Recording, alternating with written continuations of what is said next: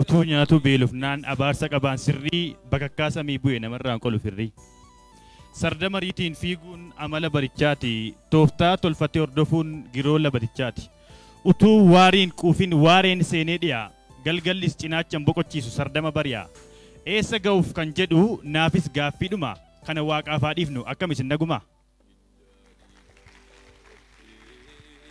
Fuuteettaa deebisii argiteettaa himii maaliif eessatti akkamii rabbis yaa oolchu leel jedhi naasimi.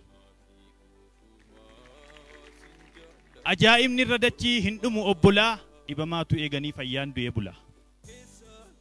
Nan badee maal ta'e saafin lola deemaa ilma abbaa yaadata inna biisheen jaallanne akkamiin taaddee jaallata.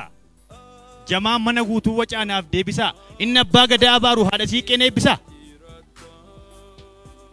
Waliif qaluu miti waliif galuutiin sammuun nama boqota inni haa caaluutiif boolla du'aa qote oromoof midhaan hin qota. Akka garaa bofaatti akka karaa bofaatiin beekan garaa amtuu seexana sheekiin tolle qeesiif hin tola abdattu. Sanyii daana'oon tuqxe booddee daana'oo taati galati alagaa daaraa botorooti. Eeyyee haqa innoo hin dammaqne ammayyuu ciisee qoqa eessa abbaa kun naqa. Maaliif tabjaajofta maal taate namichoo budaan durbaamtuudha aarsi qabarichoo. Dawaa ija hamaa balbala abbaa kee jiru maali qabarichoon jettaa laata garuu. Gaafati dhibamte yoo dhufees hin gaafatin gaafa ati rakkatte yoo si biran dhaabatin kami firoomisaa maalii ki firoomaa duubattafummaa moo yaadisaa qarooma. Gaafa gaddaaf rakkoo yoo nageenye gurri gaafa gammachuu qofaa hin barbaachisu firri. Firri gadda kee gammadaa gammachuu kee gaddaa.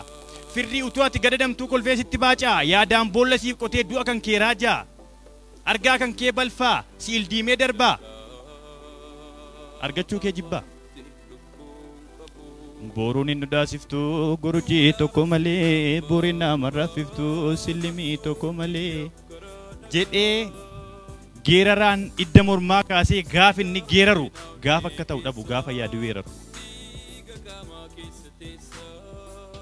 Gaafa sana na jibbi gaafa ati na jibbitu gaafa sana na balfi gaafa ati na balfitu gaafa naaf jechuu malee nuuf jechuu wal'aale gaafan gaafa xiiqii of duuba ilaale.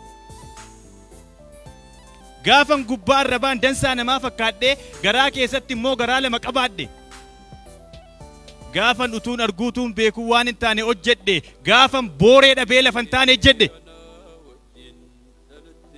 Gaafan arrumee ta'ee aarsaa ayyotaa ciree lagaa fi kutaan fo'ee saba koo addaan hire gaafan gaarii tormoomee amminatti firoome gaafa sana na jibbii balfaa godhi arguttare naan jedhi eeyyee galatooma.